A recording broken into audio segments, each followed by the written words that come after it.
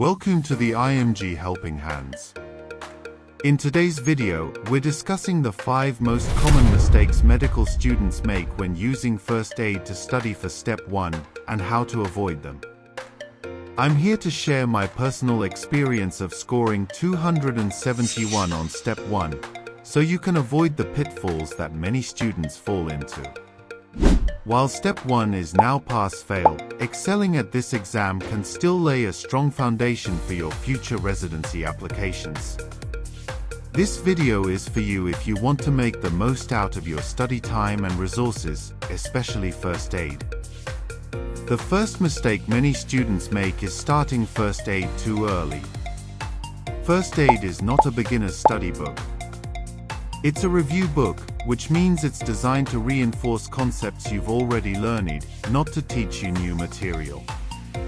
If you're just coming off your basic science coursework and you haven't done any practice questions, diving straight into first aid might feel overwhelming. You could find yourself confused, trying to make sense of information that assumes you have a solid grasp of the basics. When should you start using first aid?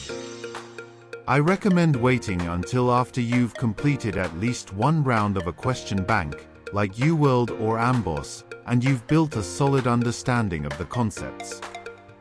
At that point, first aid can act as an excellent tool for reviewing and consolidating your knowledge.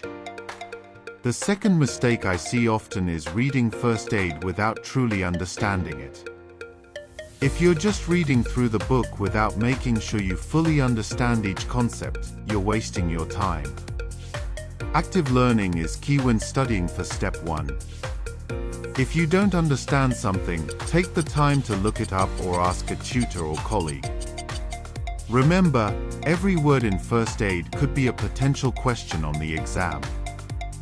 So, when studying, make sure you understand each concept. Another common mistake is not dedicating enough time to first aid.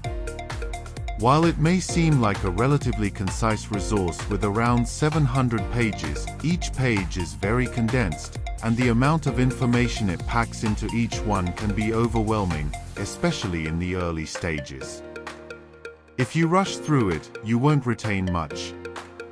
I highly recommend breaking it up into manageable sections, and don't be afraid to spend a full 12-hour day on just 5 to 10 pages if needed. It's important to focus on understanding and retention over speed. The fourth mistake is thinking that one round of first aid is enough. This review book is packed with high-yield material, and it's easy to forget things after one pass. The material is very condensed, and most students will need multiple rounds to truly master it. How many rounds should you do? Well, it depends. 2 or 3 rounds may be sufficient for some students, while others might need 5. The key is to tailor your revisions to focus on the 30% of material that you're still struggling with after completing a couple of rounds. Finally, don't make the mistake of overloading first aid with excessive notes. First aid is a review book, not an encyclopedia of every detail you'll encounter. If your first aid book ends up looking like a rainbow of highlights and text notes everywhere, it will be hard to use effectively when you need to go back and revise.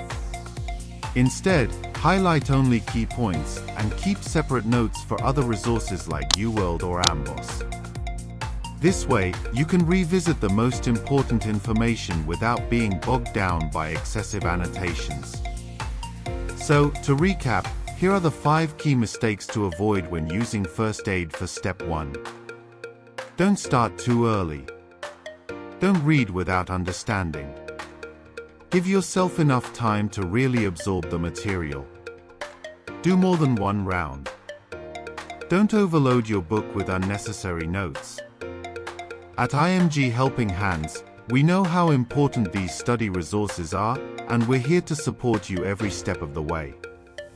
If you're struggling with any of the concepts, need guidance on structuring your study plan, or want one-on-one tutoring, we're here to help you out.